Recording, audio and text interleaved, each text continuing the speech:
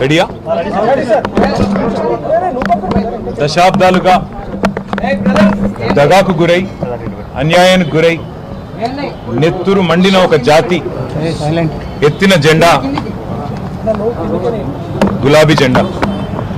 సరిగ్గా 25 సంవత్సరాల కిందట త్యాగాల పునాదుల మీద ఆనాడు తనకు అప్పుడున్న పార్టీ ద్వారా సంక్రమించిన డిప్యూటీ స్పీకర్ పదవికి, శాసన సభ్యత్వానికి, అట్లాగే పార్టీలోని రాష్ట్ర బాధ్యతలకు అన్నిటికీ కూడా గుడ్ బై చెప్పి తెలంగాణ రాష్ట్రం ఏర్పడితేనే ఒక స్వీయ రాజకీయ శక్తిగా తెలంగాణ ప్రజలు ఎదిగితేనే ఈ ప్రాంత సమస్యలకి చరమగీతం పాడొచ్చు, శాశ్వతంగా ఈ ప్రాంతం గతంలో ఏదైతే సిరి సంపదలతో తొలతూగిందో అట్లా మళ్ళీ ఉద్భవించవచ్చు అనే ఆలోచనతో పెద్దలు కేసీఆర్ గారు ఆనాడు 25 వసంతాల కిందట పార్టీని ఏర్పాటు చేసి కొండా లక్ష్మణ్ బాపూజీ గారు ఇచ్చిన ఆశ్రయం జలదృశ్యంలో జెండా ఎత్తిన విషయం మీకు తెలుసు.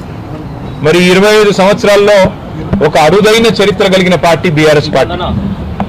మొదటి 14 ఏళ్లు తన పోరాటంతో తెలంగాణ ప్రజలను ఐక్యం చేసి తెలంగాణ జాతిని మొత్తంగా ఎక్కడికక్కడ లక్షల సంఖ్యలో సమీకరిస్తూ వారికి తెలంగాణ రాష్ట్ర ఏర్పాటు ఆవశ్యకతను బోధిస్తూ అంబేద్కర్ గారు చెప్పిన విధంగా బోధించు, సమీకరించు, పోరాడు అన్నట్టుగా అడుగడుగున పోరాటాలు చేస్తూ ఢిల్లీ మెడలు వంచిన పార్టీ ఈ గులాబీ జెండా పార్టీ, ఈ బీఆర్ఎస్ పార్టీ.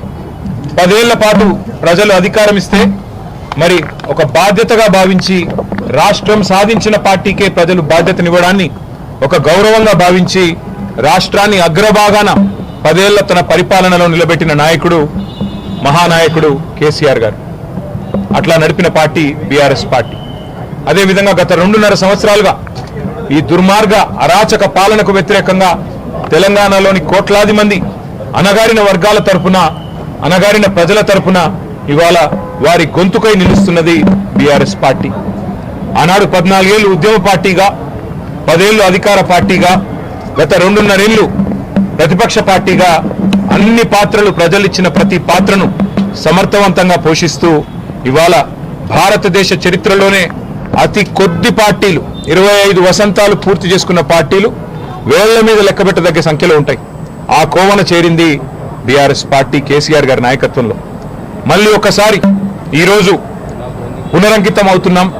ఖచ్చితంగా తెలంగాణ ప్రజలకు ఒక స్వీయ రాజకీయ అస్తిత్వం ఉండాలి అని ప్రొఫెసర్ జయశంకర్ గారు ఎప్పుడు ఏదైతే చెప్తా ఉండేవారో, ఎట్టి పనికైనా మట్టి పనికైనా మనవాడే ఉండాలని చెప్తా ఉండేవారో అట్లాగే మళ్ళీ పునరంకితం అవుతాం. తెలంగాణను కాపాడడానికి, తెలంగాణలోని ఈ అరాచక కాంగ్రెస్ బీజేపీల నుండి తెలంగాణను మళ్ళీ ఒకసారి పట్టాలెక్కించడానికి కేసీఆర్ గారి నాయకత్వంలో అందరం సమిష్టిగా ఐక్యంగా పోరాటం చేస్తాం. తప్పకుండా 2028వ సంవత్సరంలో తిరిగి మళ్ళీ తెలంగాణ రాష్ట్రానికి కేసీఆర్ గారిని ముఖ్యమంత్రి చేసేదాకా మేమందరం కూడా ఆయన సైనికులుగా, తెలంగాణ ప్రజల ప్రతినిధులుగా, తెలంగాణ బలంగా, బలగంగా, తెలంగాణ దళంగా కలిసికట్టుగా కదం తొక్కుతాం. తప్పకుండా తెలంగాణకి మళ్ళీ ఒకసారి పునరంకితం అవుతాం. ఈ పవిత్ర రోజున, పార్టీ ఆవిర్భవించిన ఈ పవిత్ర రోజున, 25 వసంతాలు పూర్తి చేసుకున్న ఈ రోజున తప్పకుండా మాకు మరింత ఉత్సాహం, మరింత ఉత్తేజం ఇవ్వడానికి మా నాయకుడు కేసీఆర్ గారు ఇప్పుడు మధ్యాహ్నం 2 గంటలకి రాబోతా ఉన్నారు. వారి రాక కోసం, వారి దిశానిర్దేశం కోసం తెలంగాణలోని లక్షలాది మంది గులాబీ దండు ఎదురు చూస్తా ఉన్నారు.